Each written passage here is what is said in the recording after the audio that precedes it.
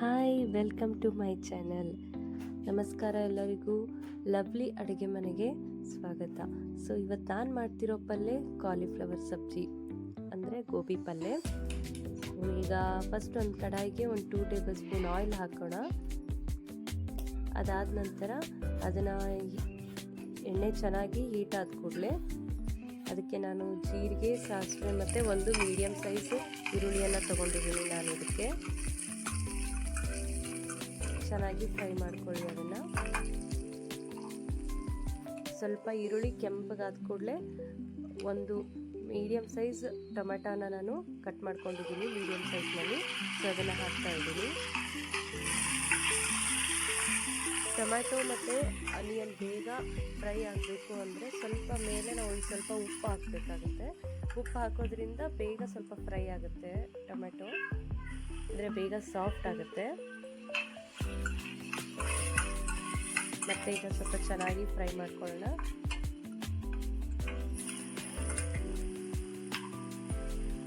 ಇವಾಗ ನಾನು ಮುಂಚೆನೇ ಕಾಲಿಫ್ಲವರ್ನ ಸಣ್ಣದಾಗಿ ಕಟ್ ಮಾಡ್ಕೊಂಡ್ಬಿಟ್ಟು ಅದನ್ನು ಚೆನ್ನಾಗಿ ತೊಳೆದು ಕುದಿಸ್ಕೊಂಡಿರೋಂಥದ್ದು.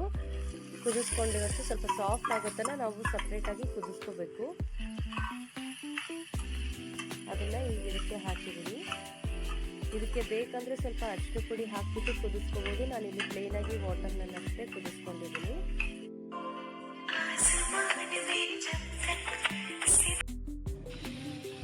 ಇವಾಗ ಚೆನ್ನಾಗಿ ಫ್ರೈ ಮಾಡ್ಕೊಂಡ ನಂತರ ಇದಕ್ಕೆ 1.5 ಸ್ಪೂನಷ್ಟು ಖಾರದ ಪುಡಿ ಹಾಕಿ, ಅದಾದ ನಂತರ ಒಂದು 1/2 ಸ್ಪೂನಷ್ಟು ಅರಿಶಿನದ ಪುಡಿ ಹಾಕ್ತಾ ಇದ್ದೀನಿ. ಮತ್ತು 1/2 ಸ್ಪೂನಷ್ಟು ಗರಂ ಮಸಾಲ, ಹೋಮ್ ಮೇಡ್ ಗರಂ ಮಸಾಲ ಹಾಕ್ತಾ ಇದ್ದೀನಿ ನಾನಿಲ್ಲಿ. ಚೆನ್ನಾಗಿ ಫ್ರೈ ಮಾಡ್ಕೊಳ್ಳಿ ಇದನ್ನು. ನೀವು ಬೇಕು ಅಂತಂದರೆ ಇದಕ್ಕೆ ಕರಿ ಥರ ಬೇಕು ಅಂತ ಇತ್ತಂದರೆ ಇದಕ್ಕೆ ಲೈಕ್ ಮಸಾಲ ರುಬ್ಬಿ ಹಾಕ್ಕೋಬೋದು ನೀವು. ಮಸಾಲ ರುಬ್ಬಿ ಹಾಕಬೇಕು ಅಂತಂದರೆ ಇದಕ್ಕೆ ಎಕ್ಸ್ಟ್ರಾ ವೆಜಿಟೇಬಲ್ಸ್ ಹಾಕಬೇಕಾಗುತ್ತೆ ನೀವು. ನಾನಿಲ್ಲಿ ಮತ್ತೆ ಇದಕ್ಕೀಗ ರುಚಿಗೆ ತಕ್ಕಷ್ಟು ಉಪ್ಪು ಹಾಕ್ತಾಯಿದ್ದೀನಿ. 1 ಸ್ಪೂನಷ್ಟು ಉಪ್ಪು ಹಾಕ್ಬಿಟ್ಟು ಚೆನ್ನಾಗಿ ಫ್ರೈ ಮಾಡ್ಕೊಳ್ಳಿ. ಇದಕ್ಕೆ ನೀವು ಲೈಕ್ ಆಲೂ ಅಥವಾ ಏನಂದರೆ ಬಟಾಣಿ, ಹಸಿ ಬಟಾಣಿ, ಕ್ಯಾರೆಟು, ಬೀನ್ಸು ಇವೆಲ್ಲ ಹಾಕಿಬಿಟ್ಟು ಮಿಕ್ಸ್ ವೆಜಿಟೇಬಲ್ ಥರ ಮಾಡಿದ್ರೆ ಆವಾಗ ನೀವು ಇದಕ್ಕೆ ಮಸಾಲ ರುಬ್ಬಿ ಹಾಕಿದರೆ ಇನ್ನೂ ಚೆನ್ನಾಗಿರುತ್ತೆ. ನಾನು ಇಲ್ಲಿ ಪ್ಲೇನ್ ಬರೀ ಗೋಬಿ ಯೂಸ್ ಮಾಡೋದಕ್ಕೆ ಜಸ್ಟ್ ಆನಿಯನ್ ಮತ್ತು ಟೊಮೆಟೊ ಹಾಕಿದ್ದೀನಿ ನಾನಿಲ್ಲಿ. ಈಗ 1 ಕಪ್ಪಷ್ಟು ನಾನು ನೀರು ಹಾಕ್ಕೊಂಡು ಫ್ರೈ ಮಾಡ್ಕೊಳ್ಳೋಣ. ಇದು ಇನ್ನೂ ಸ್ವಲ್ಪ ಸಾಫ್ಟಾಗಿ ಬೇಯಲಿ, ಸ್ವಲ್ಪ ಕುದಿ ಬರಲಿ ಅಂತಂದು ಇದಕ್ಕೆ ಒಂದು ಲಿಡ್ ಕ್ಲೋಸ್ ಮಾಡಿಬಿಟ್ಟು ಒಂದು 2 ನಿಮಿಷ ಕುದಿಯಕ್ಕೆ ಬಿಡ್ತೀನಿ. ಈಗ ನೋಡ್ಬೋದು ಪಲ್ಯ ಚೆನ್ನಾಗೇ ಫ್ರೈ ಆಗಿದೆ. ಈಗ ಗೋಬಿ ಕೂಡ ಇನ್ನೂ ಎಕ್ಸ್ಟ್ರಾ ಸಾಫ್ಟ್ ಆಗಿದೆ ಆ್ಯಂಡ್ ತುಂಬ ಚೆನ್ನಾಗಾಗಿದೆ. ಅದಾದ ನಂತರ ಇದಕ್ಕೆ ಸ್ವಲ್ಪ ನಾನು ಕಿಚನ್ ಕಿಂಗ್ ಮಸಾಲ ಹಾಕ್ತಾಯಿದ್ದೀನಿ, ಎವರೆಸ್ಟು ಲಾಸ್ಟಿಗೆ. ಅದಾದ ನಂತರ ಕಸೂರಿ ಮೇಥಿ ಹಾಕ್ತಾ ಇದ್ದೀನಿ, ಕ್ರಷ್ ಮಾಡಿಬಿಟ್ಟು ಹಾಕಿ ಇದನ್ನು. ಸೊ ಫೈನಲ್ ಆಗಿ ಇನ್ನೊಂದ್ಸರಿ ಚೆನ್ನಾಗಿ ಫ್ರೈ ಮಾಡ್ಕೊಂಡ್ಬಿಟ್ಟು ಫಿನಿಶಿಂಗ್ ಕೊಡೋಣ.